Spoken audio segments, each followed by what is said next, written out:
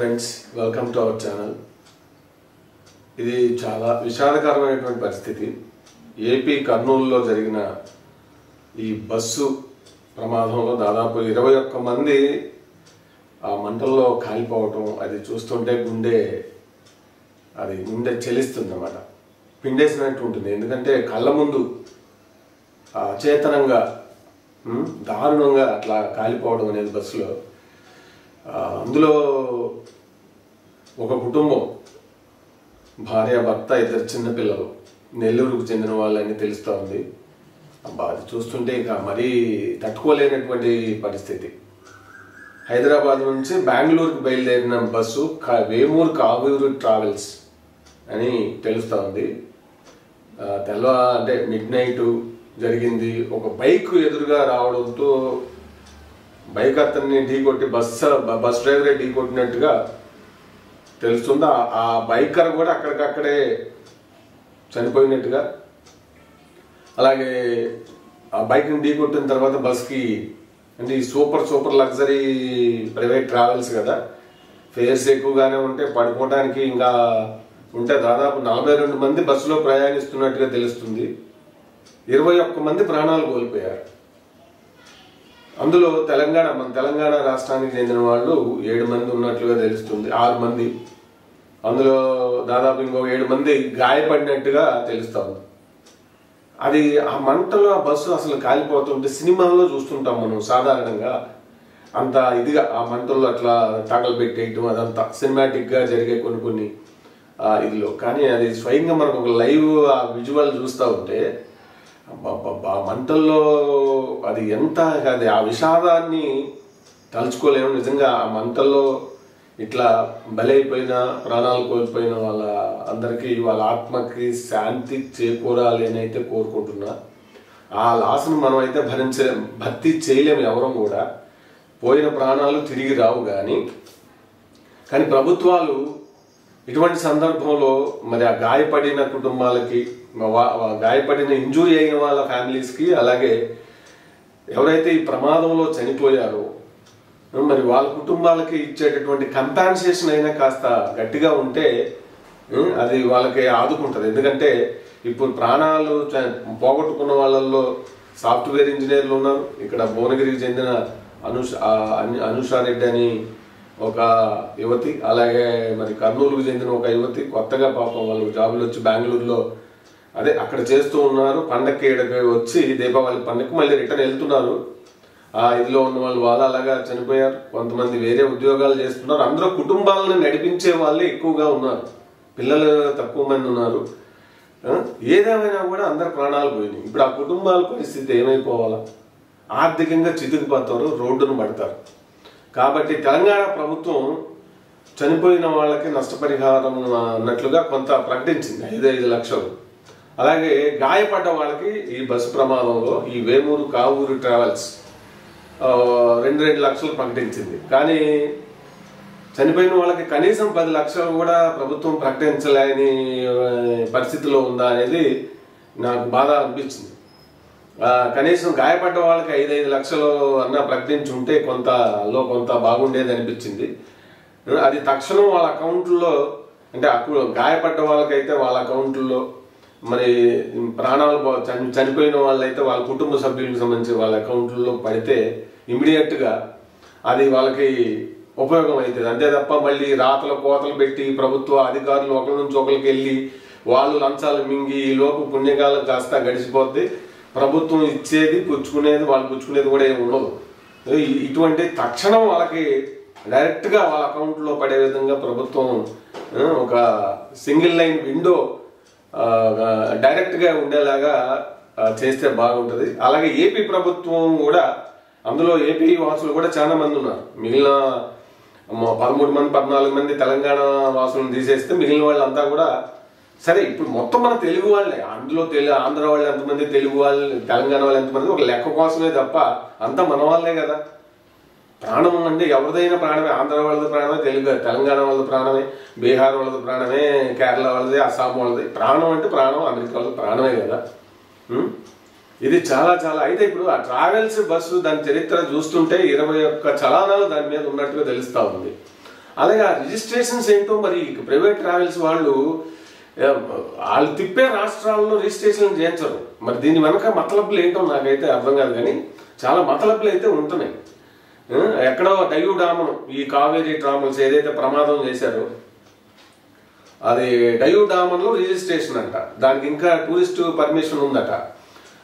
ఈ టూరిస్ట్ పర్మిషన్లతో తీసుకొని మరి ఇట్లా తిప్పటం ఏంటి, వీళ్ళు చేసే వ్యాపారాలు ఏంటి, వీళ్ళు చేసేది ఏంటి అంటే ఒక రకంగా ప్రభుత్వాలను వీళ్ళని మభ్య పెడుతున్నారు. ఈ రూల్స్ అనేవి ప్రైవేట్ ట్రావెల్స్ విషయంలో ఒక సపరేట్ అంటే గట్టిగా చట్టాలు, ఎక్కడ బస్సులు అక్కడే రిజిస్ట్రేషన్ అవ్వాలి, అకౌంటబిలిటీ ఉండాలి. ఇప్పుడు వాళ్ళ వైపు నుంచి కూడా ఈ వేమూరి ట్రావెల్స్ నుంచి వేమూరి కావేరీ ట్రావెల్స్ నుంచి వాళ్ళే కదా బాధ్యులు. మరి అంటే కొన్ని మనం ఊహించకుండా జరిగిపోతుంటాయి. ఒక బైకర్ ఎదురొస్తే అతన్ని గుద్దేసిన తర్వాత మంటలు వచ్చినాయి అని చెప్తా ఉన్నారు అక్కడ చూసినటువంటి ప్రభుత్వ అధికారులు.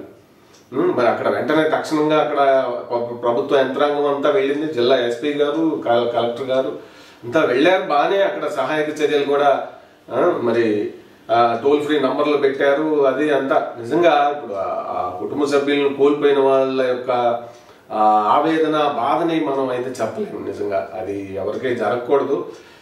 అది ఆ మంటల్లో బగ సజీవ దహనం అయిపోవడం అనేది నాయన ఆ పసిబిడ్డలు ఆ తల్లి తండ్రి ఇంకా అసలు ఏంటో కక్ష కట్టినట్టుగా. అంటే ఆ బస్సులు ఏం పెద్దగా ఉంటాయి, తప్పించుకుందామంటే అవకాశం ఉండదు. ఆ ఎమర్జెన్సీ డోర్లు తీసేది అది సమయం డే టైం కాదు, అర్ధరాత్రి అంటే అంతా నిద్రలో ఉంటారు.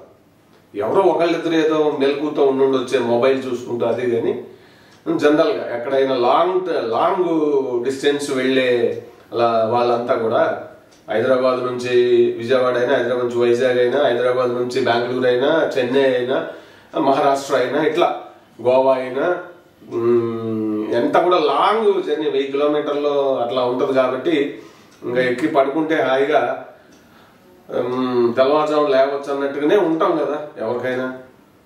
అదే శాపంగా పరిణమించింది అనేది కూడా అర్థమవుతుంది. తప్పించుకోవడానికి మంటలో వీళ్ళకి మెలుగు వచ్చి ఎవరైతే మెలుగుగా ఉంటారో వాళ్ళు ఏదో ఒక విండోలో నుంచి కొంతమంది దూకారు, ఒక 25 మంది ప్రమాదాన్ని తప్పించుకోగలిగారు. వాళ్ళకి ఆయుష్ ఉంది, దేవుడు ఇంకా వాళ్ళకి ఆయుష్ ఉందనే అనుకోవాలి, గట్టి ఆయుష్. ఏదో ఇప్పుడు పిల్లలు వాళ్ళ బిడ్డలో వాళ్ళ భార్యల ఇదో వాళ్ళ తల్లిదండ్రులు చేసిన పుణ్యమో. జనరల్గా ఇటువంటి ప్రమాదాల్లో నుంచి బయటపడ్డప్పుడు మరి ఎట్లా అనుకుంటాంగా వాళ్ళకి ఆయుష్, వాళ్ళ తల్లిదండ్రులు చేసిన మంచో, వాళ్ళ భార్యల తాడు అంటే పెళ్ళైన వాళ్ళైతే అలాగే పిల్లల యొక్క ఇది.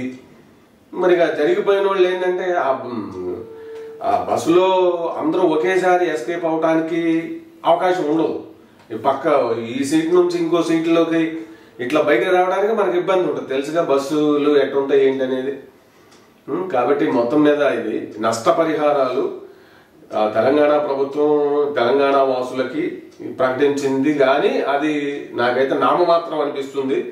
కనీసం చనిపోయిన వాళ్ళకి 10 లక్షలు, ఇంజూరీ అయిన వాళ్ళకి 5 లక్షలన్నా ప్రకటిస్తే అది కొంచెం వాళ్ళకి ఆర్థికంగా ఒక భరోసా ఉంటుంది అనేది నాకు అనిపిస్తుంది. మరి మీరేమంటారు?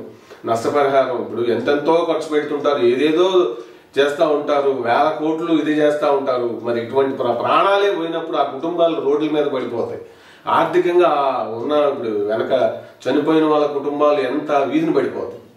సంపాదన చేసేవాళ్ళు చనిపోయారు అంతా ఎక్కువగా చనిపోయిన వాళ్ళలో. కాబట్టి అటు ఆంధ్రప్రదేశ్ ప్రభుత్వం అయినా ఇటు తెలంగాణ ప్రభుత్వం అయినా కూడా ఆ చనిపోయిన వాళ్ళకి అలాగే ఇంజూరీ అయిన వాళ్ళకి నష్టపరిహారం వాళ్ళకి కొంచెం ఆ కుటుంబాలని ఆదుకునే విధంగా ఉండాలి.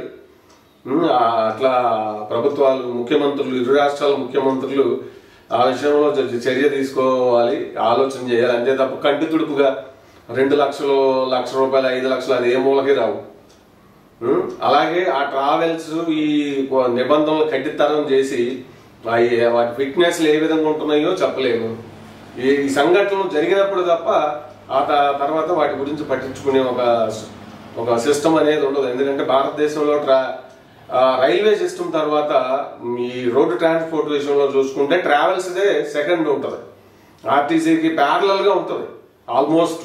ఇక పండగల సమయంలో మనం చూస్తుంటాంగా వాళ్ళు టికెట్ల దోపిడీలు ఇవన్నీ.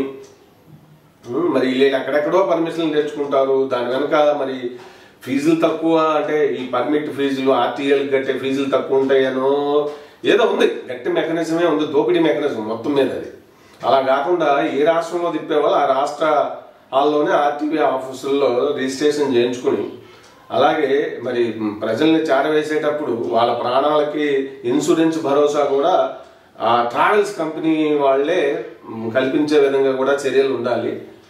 అప్పుడే మరి ఇట్లా మనం ఊహించని ఈ విషాదాలు జరిగినప్పుడు కనీసం చనిపోయిన వాళ్ళ మిగిలిన వాళ్ళ కుటుంబ సభ్యులకైనా మరి ఎందుకంటే కుటుంబంలో సంపాదించే వ్యక్తి చనిపోతే ఆడవాళ్ళైనా మగవాళ్ళైనా ఆ కుటుంబం వీధిన పడుతుంది ఆల్మోస్ట్. అది మన అందరికీ తెలిసిందే. ఎవరెన్ని మాటలు చెప్పినా ఆదుకునేది కాపాడేది కుటుంబాలని ఇన్సూరెన్స్లు అలాగే ఆర్థిక సహాయాలు మాత్రమే. మిగిలిన మాటలు వట్టి మాటలు ఈ కంటి తుడుపులు వాటి వల్ల ఏమి ఉపయోగం ఉండదు. అవునంటారా కాదంటారా?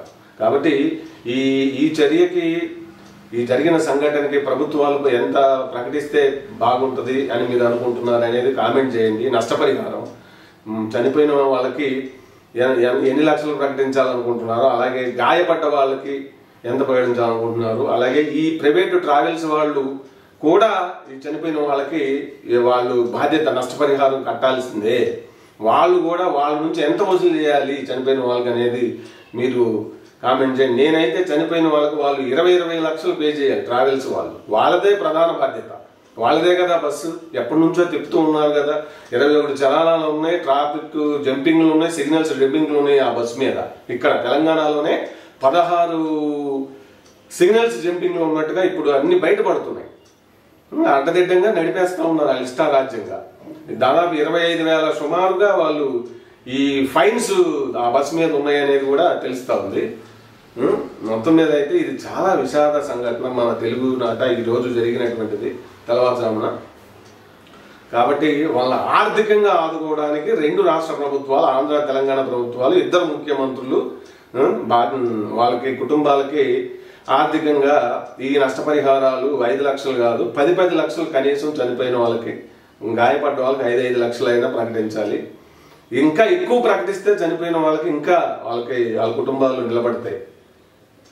సో కాబట్టి మినిమం నేను డిమాండ్ చేసేది అయితే మినిమం. కాబట్టి మీరు మీ అభిప్రాయాలు కూడా తెలియపరచండి. ఎందుకంటే వేల కోట్ల రూపాయలు వృధా చేస్తా ఉన్నారు. నిజంగా ఇట్లా ప్రాణాలపై కుటుంబాలు రోడ్ల మీద పడే పరిస్థితి వచ్చినప్పుడు వాళ్ళకి ఎందుకు ఇవ్వరు? ఇది ఒక మంచి ఇదే కదా, ఆ కుటుంబాలు నిలబడాలి కదా. కాబట్టి ఖచ్చితంగా 2 రాష్ట్రాల ముఖ్యమంత్రులు, ఇక్కడ సీఎం రేవంత్ రెడ్డి గారు కూడా ఇంకా నష్టపరిహారాన్ని పెంచాలి. అలాగే ఇంకా అక్కడ అనౌన్స్ చేయలేదు ఆంధ్రప్రదేశ్ ప్రభుత్వం, ముఖ్యమంత్రి చంద్రబాబు నాయుడు గారు. ఆయన దుబాయ్ పర్యటనలోనే ఎక్కడో ఉన్నట్లు ఉన్నారు. సరే, ఎక్కడున్నా కూడా ఆయన సంఘటన ఆయన దృష్టికి వెళ్లే ఉంటుంది. సో నష్టపరిహారం గట్టిగా బాధిత కుటుంబాలకి, మృతుల కుటుంబాలకి అందేలాగా, అలాగే గాయపడ్డ వాళ్ళకి కూడా అందేలాగా గట్టిగా వాళ్ళ కుటుంబాలు నిలబడే విధంగా ఉండాలని చెప్పి అయితే నేను కోరుకుంటున్నా. ఇది నిజంగా మరొకసారి వాళ్ళ మరణించిన వాళ్ళ యొక్క ఆత్మలకు శాంతి కలగాలని అయితే కోరుకుందాం. మరి గాయపడ్డ వాళ్ళు త్వరగా కోలుకోవాలని చెప్పి దేవుని ప్రార్థిద్దాం. సో ఇటువంటి సంఘటనలు జరగకుండా ఈ ట్రావెల్స్ పైన ప్రభుత్వాలు ఉక్కుపాదాలు మోపి వాటి ఫిట్నెస్ కరెక్ట్గా ఉండేలాగా, అలాగే వాళ్ళు కూడా కంపెనీలు బాధ్యత ఉండేలాగా ట్రావెలర్స్ పట్ల, వాళ్ళు తీసుకెళ్లే ప్యాసింజర్స్ పట్ల, బస్ ఏదైనా ప్రమాదానికి లోనైతే ఖచ్చితంగా వాళ్ళ వైపు నుంచి కూడా నష్టపరిహారం ఈ చనిపోయిన వాళ్ళకి అలాగే గాయపడ్డ వాళ్ళకి అందేలాగా చట్టాలు చేయాలని చెప్పి అయితే డిమాండ్ చేస్తున్నాను నేనైతే. మీ అభిప్రాయాలను కూడా ఓపెన్గా తెలియపరచండి.